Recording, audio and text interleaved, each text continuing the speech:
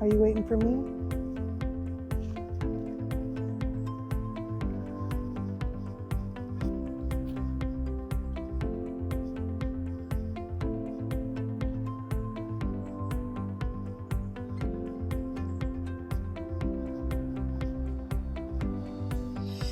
Hey there.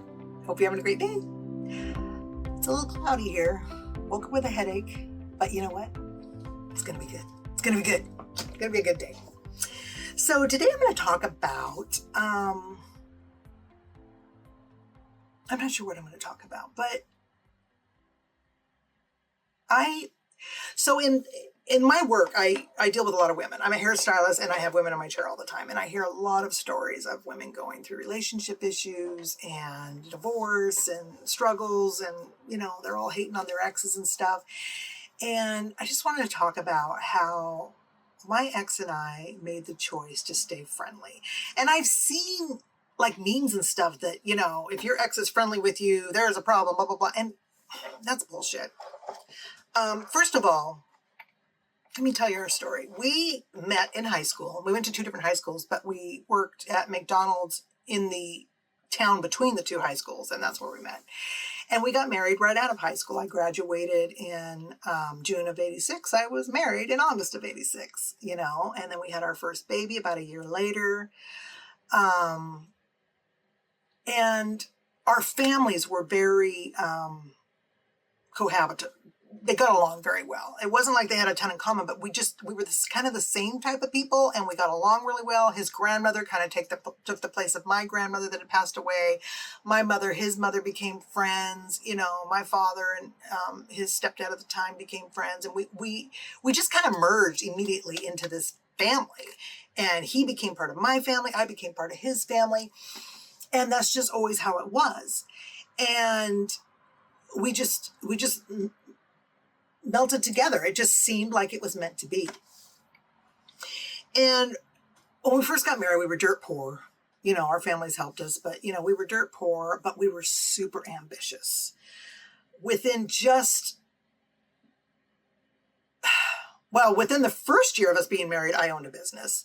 Within the first, I think it was 4 years of us being married, he owned a business and I owned my own business. I mean, we were very ambitious. We had bought a house, and, you know, that was just a couple years into the marriage. And, you know, we were just very ambitious, very, very determined to do better, goal orientated, you know, all the things. I've told a story in here about my daycare center and me closing it down and then, you know, merging with him. And this was in about year 9 of our marriage, 9 or 10. And I went to work with him with his business and kind of did his marketing and ended up being kind of dispatch, bookkeeper, VP, whatever. And during that time, you know, we sold our house, brought a boat across the Gulf of Mexico from Florida to Texas, and brought it to Washington and lived on it. And, you know, all these kind of things. And then the industry changed. We went through a bankruptcy, you know, but we were strong together. You know, we didn't let that beat us. Within 18 months, we had started from scratch and bought a brand new home again. We were just so ambitious. And we fed off that with each other. Oh, I think my dog's going to bark. And that's what made us work, was that ambition and that mutual goal of success that we were chasing. My dog is barking. It's like, don't bark, baby. She's laying on her new bed. She likes it.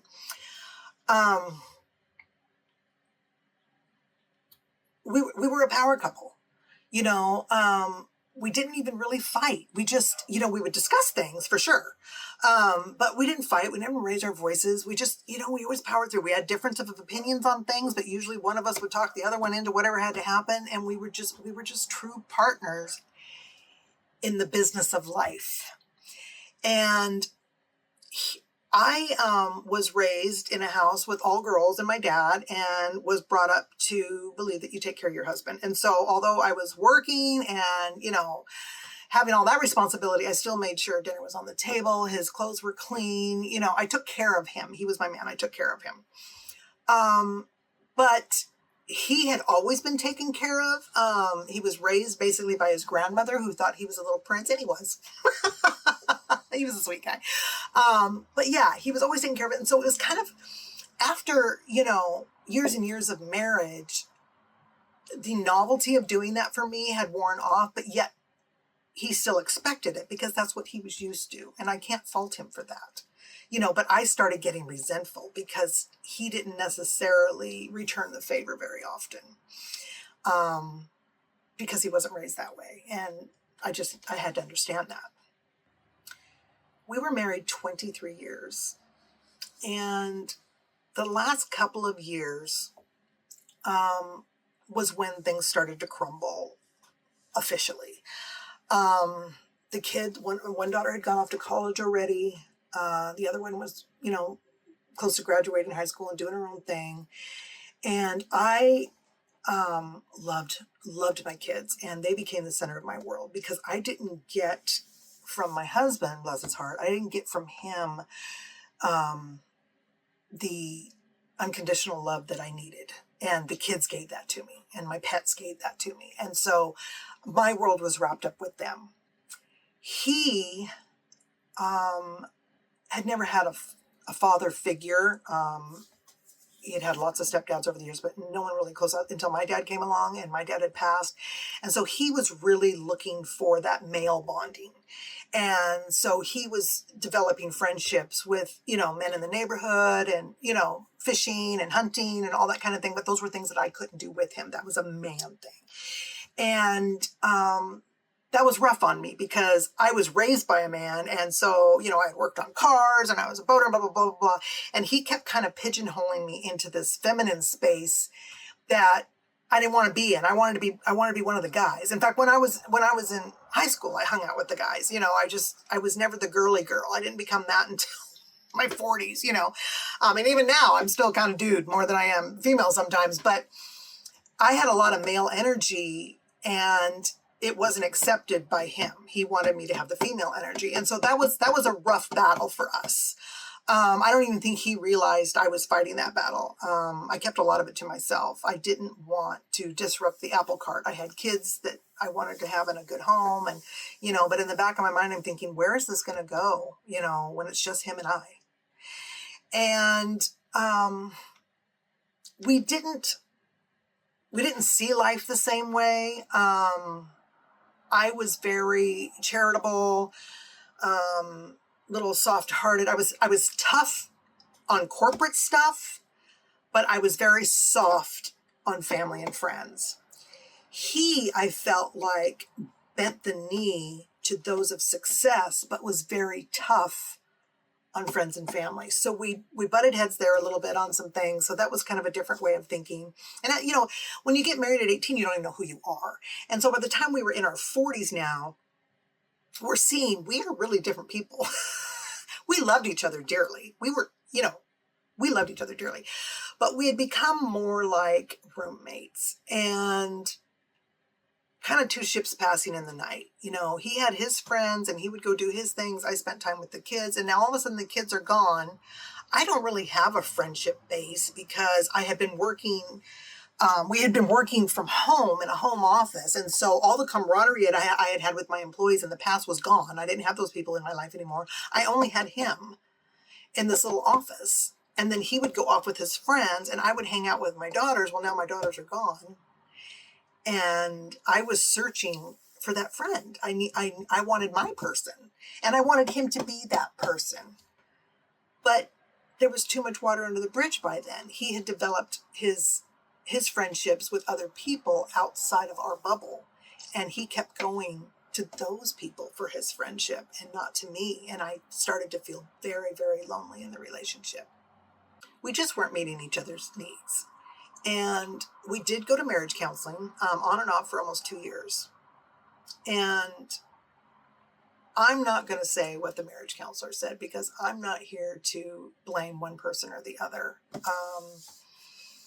But the marriage counselor kind of let me know. I'm not sure what he ever told my husband, but he let me know that this marriage is probably over. And that just shocked me because the whole point of going to marriage counseling was to try to fix it. But he saw things in my ex that I refused to see, and he saw things in me that I probably refused to see, and he just laid it out. And I wasn't ready to give up yet. And my ex and I had a lot of conversations, a lot of long conversations about where this marriage was going and what we wanted. And, because we had had big plans to do different things, and those things had kind of, now those weren't the plans anymore. And I was really struggling. I was very lonely in the marriage. And I felt like he just didn't get me. And I know that I've said in lots of videos that I'm kind of a chameleon. I change and I, become whoever I need to be at that time. Well, now I was 40 something and I kind of was starting to know who I was. And I don't think he understood that and understood who I was. So there was one incident towards the end that just stands out in my mind. And it's such a silly thing. It's a stupid, silly thing, but it's just another chink in the armor. And on my 40th birthday, my girls and him threw me a big party. I had thrown him a huge party. We'd gone to Vegas, done the whole thing. And so when my birthday came around, he threw me a party at the club here in town. And it was awesome. We had a band and all of our friends and, family, and big to do it was. Well, I had asked him for my birthday, I wanted a drum set. I had played drums all through school and high school, and then even into my 20s, I had a set at the house. The kids learned all their 80s hair band music by their moms practicing drums. But when we had moved on the boat, I'd sold the set, and I swore I'd always get another one. Well, I had asked him for a drum set. I said, it doesn't have to be really fancy, even a used one. That's what I want. I really want to go back into drumming. Well, the birthday party's there, and he gets everyone's attention, kind of one of these ding, ding, ding kind of things. I don't know if he really did that, but he got everyone's attention. And he presented me with this massive diamond ring for my birthday instead of a drum set. And to me, and I know it came from his heart, he thought I would be wowed by it. And it, was very expensive, way more than the drum set ever would have been. And I know that it was not meant in malice or anything. It was just, difference of thought. But the way I saw it was that he was bending the knee to all those in the room that were successful, showing how successful he is, buying me this big fancy ring. And he's making a big deal of it in front of all his friends. And all I wanted was a drum set. And it crushed me. In fact, as soon as we split, I ended up selling the ring. But that's the thing, is I really knew that moment, he doesn't get me. He doesn't understand what makes me happy. It's, yes, over the years, material things have become a huge part of our lives. We were very wealthy, lots of money, anything I wanted, anytime I wanted, And so, yes, I'm not saying I didn't like nice things. It's just that was a moment that I realized that he just didn't get me. And so we had more conversations about where this marriage was going. And I felt like he was pulling further and further away from me. And I asked him,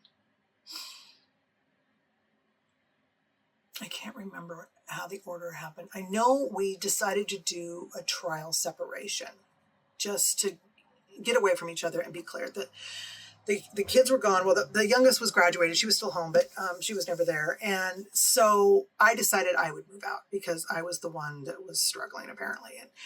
And I didn't want to disrupt him any more than I had to. We had our business there. He had the office there, we had an office at the house, and I could come back and work, and, we'd still work together and that kind of thing. So I just moved to an apartment that was just a couple blocks away.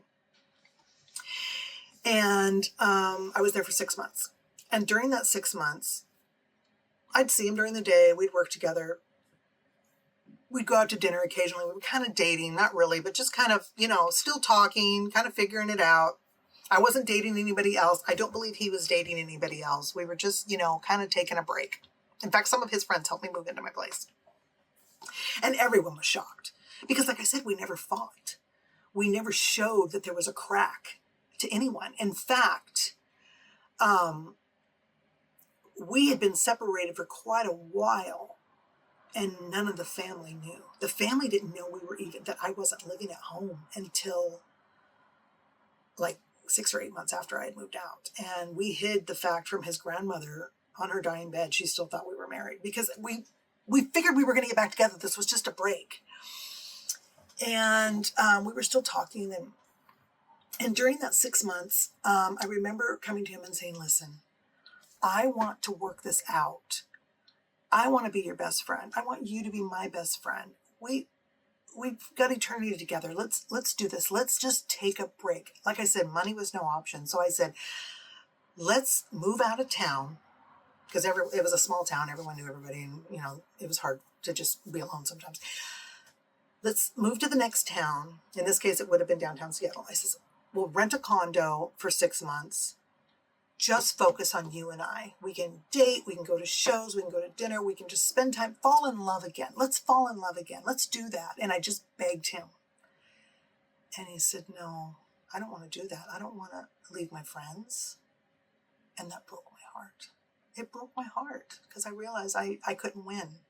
I could not win him over because he had found what he needed in his friends. He had found that acceptance. Maybe I wasn't giving it to him. I don't know. But I was no longer required to make him happy. I was no longer needed. And I am someone who needs to be needed. And that broke my heart. And so when the 6 months was up, and I realized we were not necessarily going to get back together right away. My daughter was going through some crap. Got in with a bad crowd there in town, and I decided I was going to move out of town anyway. So I moved to Seattle, and I took her with me. And we ended up spending Thanksgiving together at my place with the kids, and he came in Christmas, and that's when his grandmother died, was over Christmas, and she thought we were still married. She didn't realize we weren't living together anymore. I think some of my family knew because it was obvious that I had moved out. And then we decided that we would date other people, and that was weird.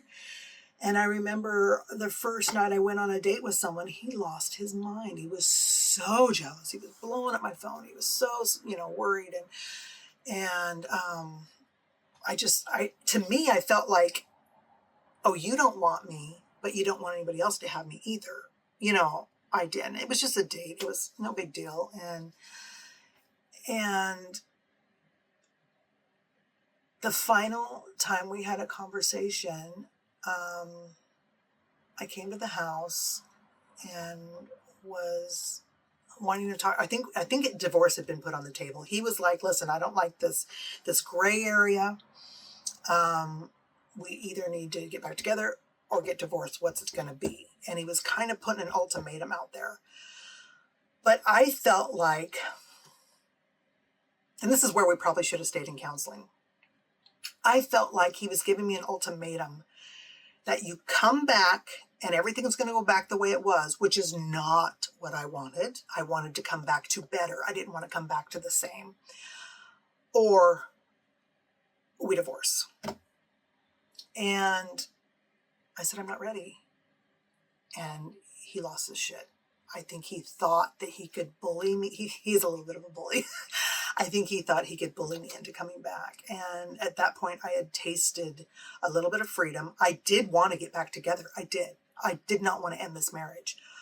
But I didn't feel like he had made any changes. And so I was going to go back to the same thing and be miserable. And I wanted it fixed. And I thought maybe we could do some more counseling or something. And he was like, no, get the fuck out of my house. We're done. Well, this is where I had to make a choice if I was going to keep it friendly, because it could have got really, really ugly. And it did briefly. There was a lot of money involved. We had our main house, which was massive. We had a couple of duplexes. We had 2 or 3 boats at the time. I was driving, Cadillac, we had a Harley, and, we had everything. And now it's like, okay, who gets what? What's happening here? Well, because I'm an idealistic Disney princess, I really thought that even if we got divorced, we'd get back together again. His grandma had done the same thing. His grandmother had divorced her husband, married someone else, and then went back to her original husband in her later years. And I thought, that's going to be us. We love each other. And we do love it. And we did love each other, and we still love each other. But it's not the same love, you know. And I thought, we're going to get back together. And we didn't go to court. And I chose to pretty much just walk away and let him have everything.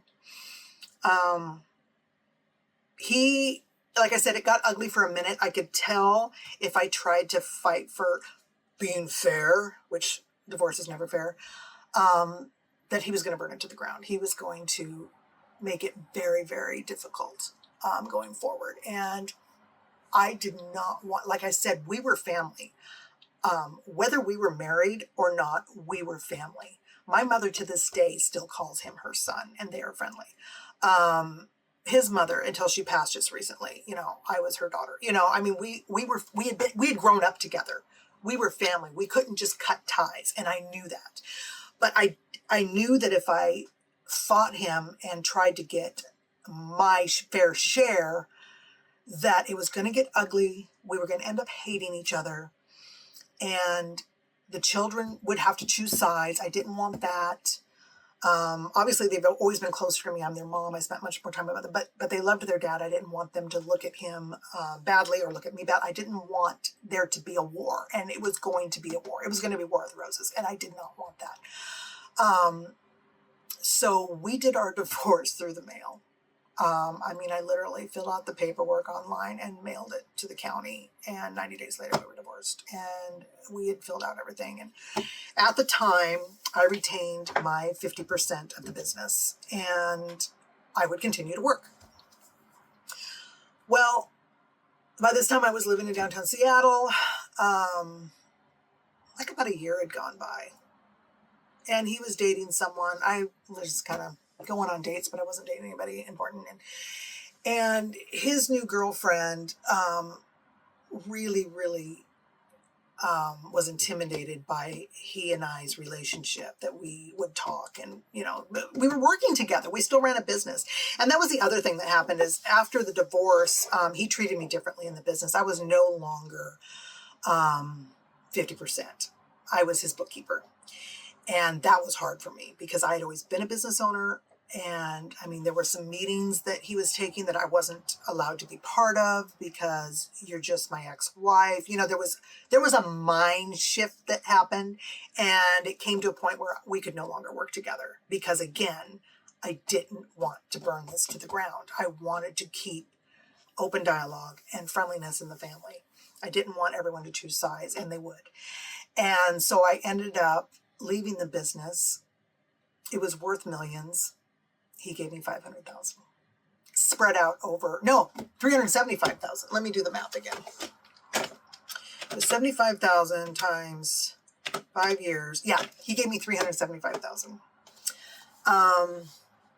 And again, the moment because I went to a lawyer, the moment I tried to push at all to get more, because I should have gotten a lot more, it was just going to get ugly, and I didn't want that to happen. And I knew he didn't want that either. He was just being a bully. His heart was crushed, you know, because he did love me. And even though he wasn't giving me what I needed, I know he didn't want the divorce. He didn't want this.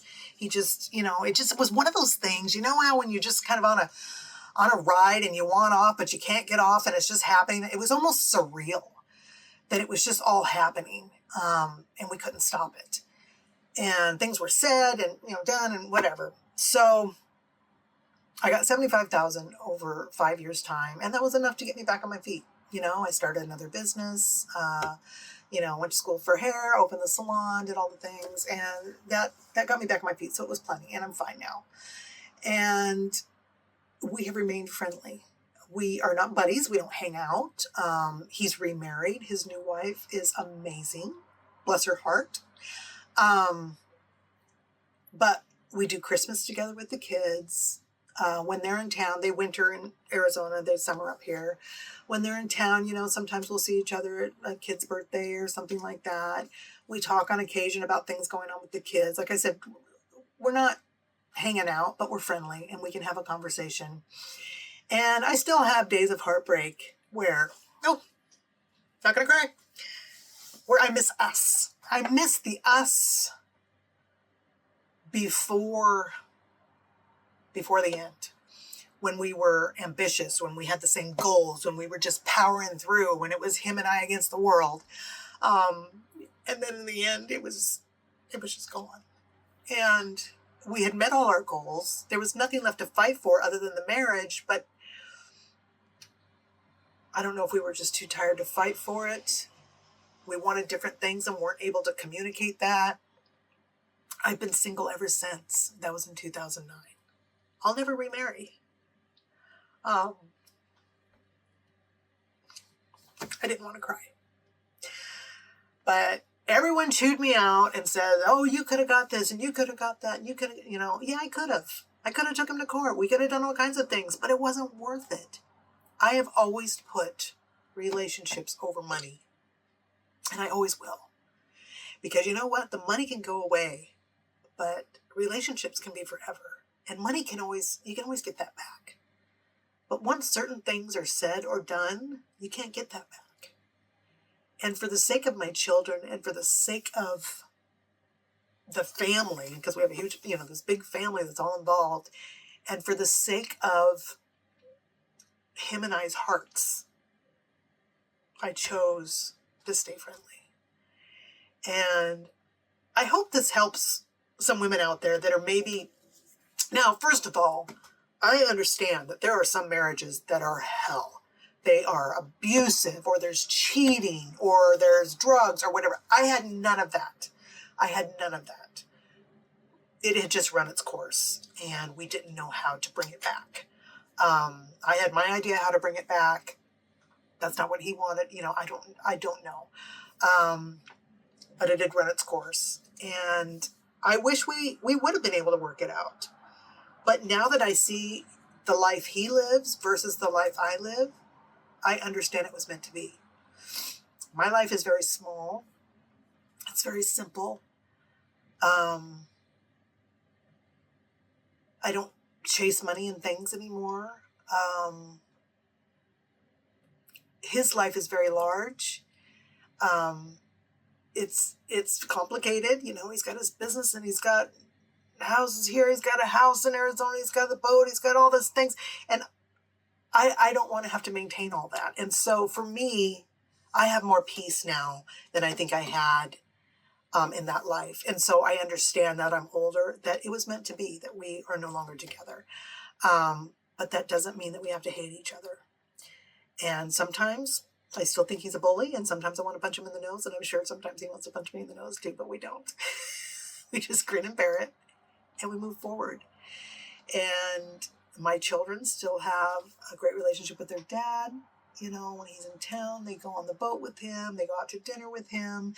When he's in Arizona, they go spend a week down there with him. I probably have a closer relationship with them, but I always did. They're girls. I'm a mom, But we are able to maintain a friendly environment. And our grandkids, they understand that Grandma and Grandpa used to be married and now we're not, but we still love each other. I mean, when they see us at Christmas, he and I give each other a hug. How you doing? And we're friendly, and our grandkids see that.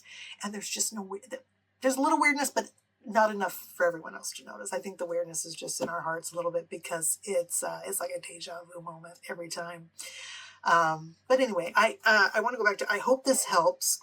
If there are women out there that are getting ready to go through a divorce or maybe a separation or whatever, if it's at all possible. Now, like I said, this doesn't apply to people that are dealing with, abuse and drugs and cheating and all that, but sometimes marriages just run their course.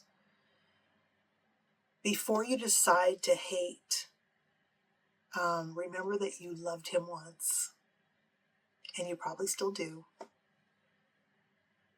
And if you're getting divorced, it's going to be good for both of you. If that's what you've decided to do, it can be good for both of you. You don't have to create a constant turmoil. There may be moments of turmoil, but work through it and try to end up friendly if you can, because it's going to make your life much more peaceful. I mean, I couldn't imagine every time my ex-husband's name being mentioned, me getting angry or frustrated. And I see that all the time in my chair. I have women come in and they're just like, they hate their ex-husbands, and that's because there's a fine line between love and hate. And there have been days, especially when we were going through it all, that I was just so frustrated. But then I had to remember, no, it's just money. It's just money. And the relationship's more important. All the relationships that are intertwined in this marriage are more important. And I know we'll never get back together. That fantasy left a long, long, long, long, long time ago, when I realized that we were just really two different people. But again, I wasn't able to see who I was. I got married. I went right from my mom and dad's house to being married, to being a mom, I never was just me. I was wearing all these hats. And it took me probably about 5 years post-divorce to really figure out that, wow, I was really masking a lot of my life. And now I don't have to. And as someone who's dealt with a lot of anxiety, which also was hard on the marriage, I had a lot of social anxiety. As someone who's dealt with a lot of anxiety, it's like, I don't have that now. I can just be me, and I don't have to please anybody. I don't have to be somebody for somebody. I can just be me. And that's helped a lot to understand that. And sometimes when we get married young, we're just, we're playing a part. It's like I said, the whole divorce thing was surreal. It's like it wasn't even happening. But it did. And here we are. And we're both doing great. And we'll always love each other. He will always be family. I will always be family. His new wife is part of that family now, and she's awesome. And she's great. Bonus grandma with my grandkids. And that's all I have to say. So